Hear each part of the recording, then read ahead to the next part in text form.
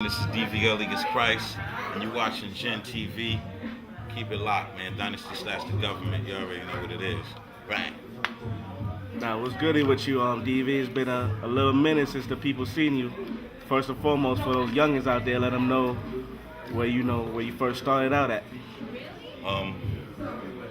First started with Smooth the Hustler and Trigger the Gambler. It's home team. It's my people's SMG. And came out in the mid-90s. Well, we was doing it prior to the mid-90s, but we got our break towards the mid-90s.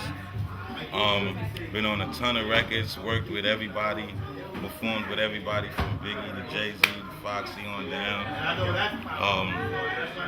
Have an incredible story and history in the music business, and now I'm here as Alias Khryst, the new artist. Funny enough, back better than ever, reinvented myself and just put myself in a position of power.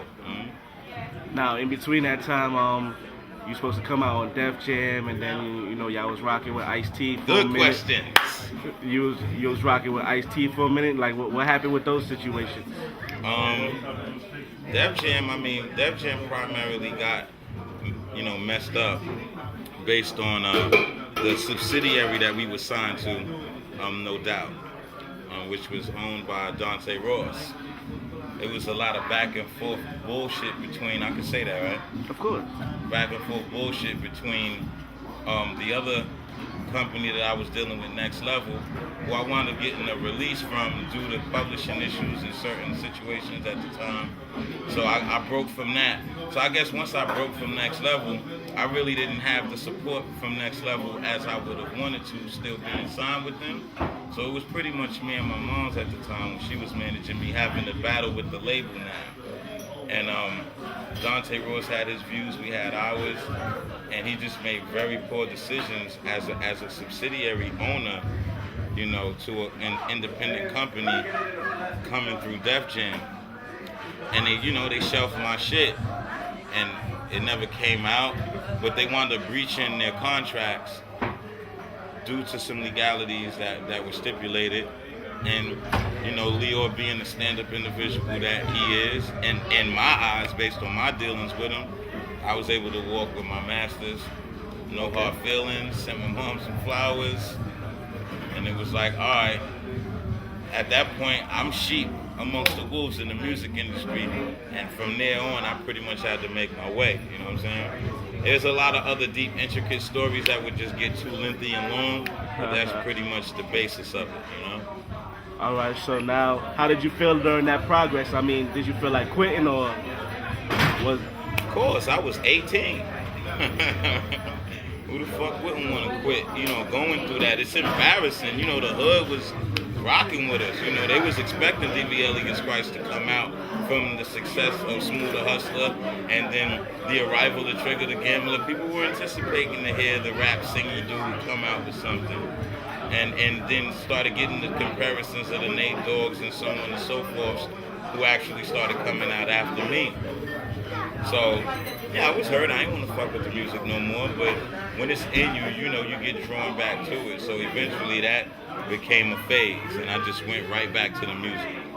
Now, I'm glad you mentioned Nate Dogg. Now, a lot of people credit him with being hard with the hooks. You got people like Max B, you got people like 50, but you was like one of the first pioneers to really bring that whole style of how would you describe that style? I want to say sing song, but you might have a better word for it. It's music.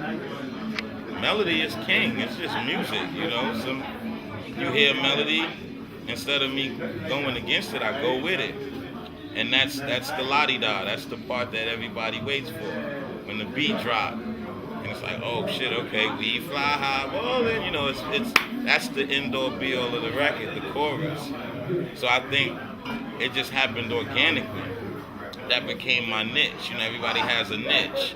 So that became my niche at that particular point in time, doing choruses, because I did them well. That was always my strong point, especially at that time when I was running with Smooth in them.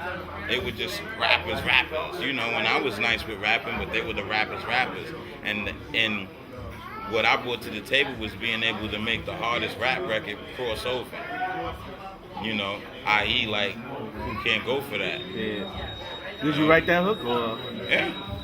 Me and my brother actually came up with that chorus the day my son was born. Word. I'm on the train going to Jamaica Hospital, and we on the train bugging out. Who can't go for that? Can't go for that. You know what I mean? Okay. And then that was the birth of that record, and then the soundtrack came up, and I said, I got a perfect idea. I know the record we should do. But I wanted to use the original Hall & Oates beat. Since we was paying, they robbed us for damn near all the publishing anyway. Might as well go all the way in. Hell yeah, that's Hall & Oates. They took 50% of that motherfucker.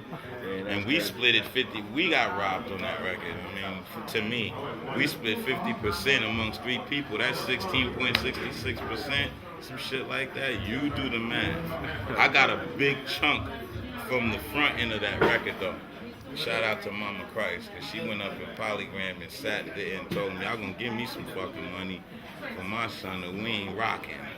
And she went there and got me a check for a couple stacks. So I don't know about everybody else on that record, but I got mine. You know? Up front, fuck it.